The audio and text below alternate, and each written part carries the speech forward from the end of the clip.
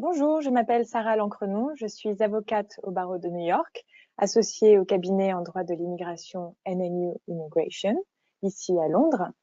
Je suis ravie de vous présenter aujourd'hui ce petit webinaire sur le thème du visa investisseur E2 pour les startups.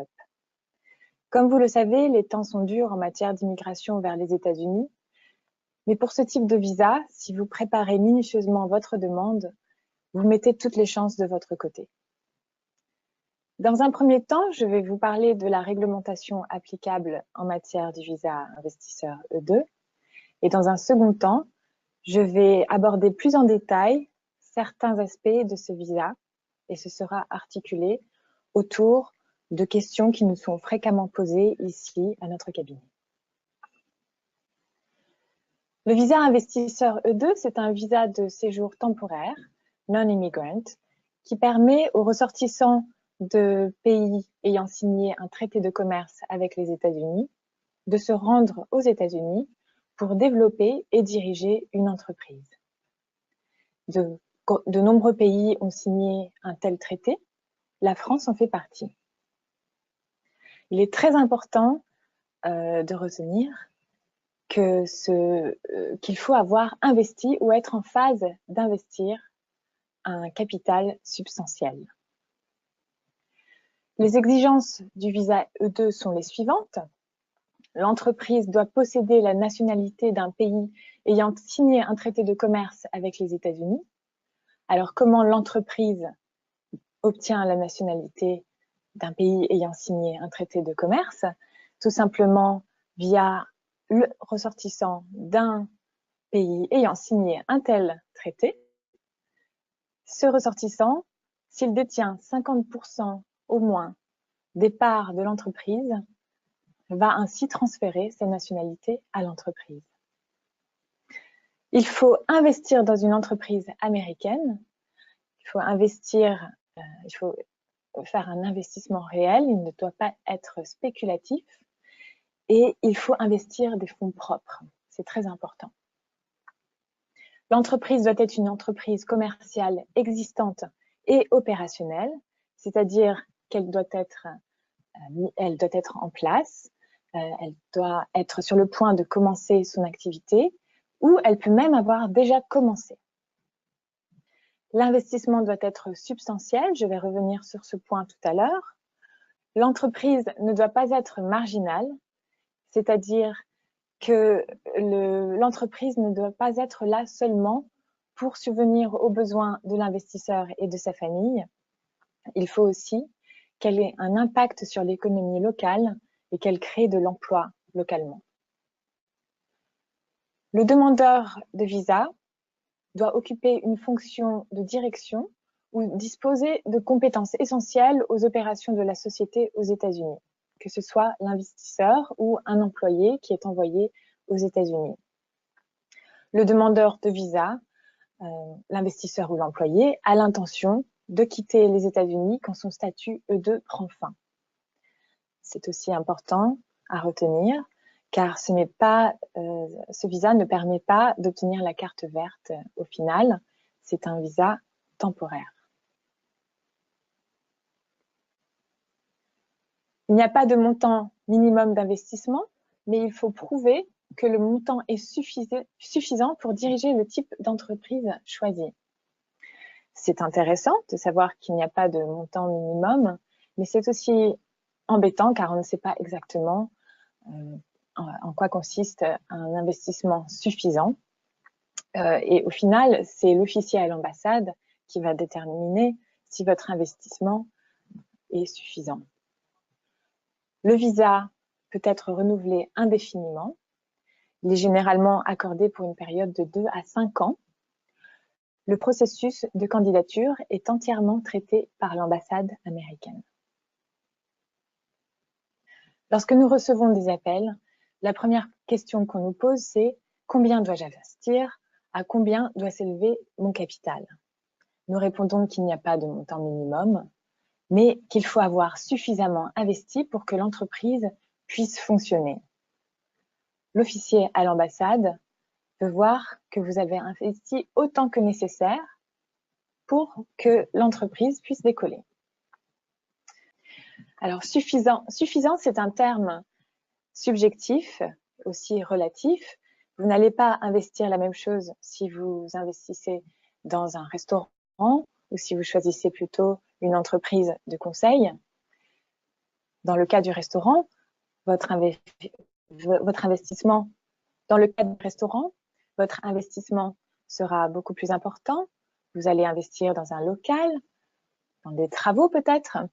Vous allez payer des fournisseurs, peut-être des autorisations spéciales. Dans le cas d'une entreprise de conseil, l'investissement sera moindre. Vous aurez surtout besoin d'équipements comme des ordinateurs, des téléphones et d'un espace de travail. Vous n'avez pas les mêmes sommes au final. Il n'est pas évident, cependant, de trouver l'équilibre entre avoir investi suffisamment et montrer à l'ambassade que vous vous engagez véritablement. Si vous dites « Oh, j'ai juste besoin d'un ordinateur », ça ne sera pas suffisant pour convaincre l'officier à l'ambassade que vous vous engagez véritablement dans cette entreprise. Il faut démontrer que les fonds sont dépensés à risque. Là aussi, lorsque nous recevons des appels, on nous dit souvent « Mais c'est incroyable, vous me demandez d'investir dans une entreprise, d'investir de l'argent dans une entreprise américaine, d'acheter des équipements, d'acheter des choses dont je n'ai pas forcément besoin tout de suite, sans même savoir si j'aurai mon visa au final. » Eh bien, c'est justement ce que l'ambassade veut voir. Elle veut voir que vous êtes tellement motivé, que vous avez tellement envie de diriger et développer votre entreprise, que vous êtes prêt à investir des fonds pour obtenir votre visa. Vous êtes prêt aussi à perdre ces fonds dans le cas où votre visa serait refusé. Il faut démontrer que votre engagement est irrévocable, c'est-à-dire que vos fonds, les fonds que vous avez placés dans cette entreprise, vous n'allez pas les retirer. Ils sont nécessaires au fonctionnement de l'entreprise. Votre investissement est irrévocable. Et c'est ça que vous devez démontrer à l'ambassade. On nous demande souvent aussi quelles sont les dépenses éligibles. Il n'y a pas de montant minimum, mais bien sûr, les dépenses éligibles sont celles qui sont raisonnablement nécessaires pour que l'entreprise puisse fonctionner. Nous avons une liste non exhaustive de dépenses éligibles, par exemple, tout ce qui est frais d'avocat, frais de comptable, donc frais professionnels, les frais en matière d'équipement, des frais en matière de propriété intellectuelle. Par exemple, si vous êtes propriétaire d'un logiciel propre, ce sera considéré comme un actif que vous pouvez faire évaluer et cette somme sera prise en compte comme une dépense éligible.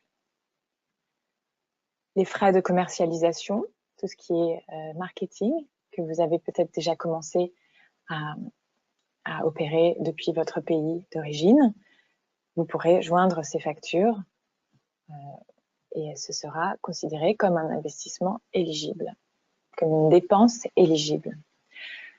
Tout ce qui concerne le développement de votre site internet, cela aussi peut être pris en compte. Les salaires américains, si vous avez embauché du personnel aux États-Unis, et c'est tout à fait possible, vous pouvez commencer à embaucher des Américains avant même d'avoir obtenu votre visa pour que l'entreprise puisse commencer à fonctionner.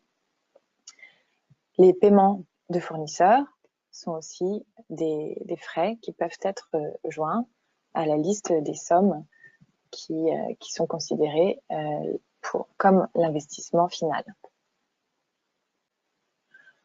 Au final, ce sera l'officier à l'ambassade qui décidera, qui estimera si les dépenses que vous présentez sont suffisantes.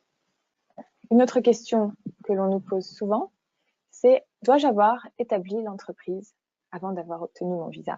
La réponse est oui.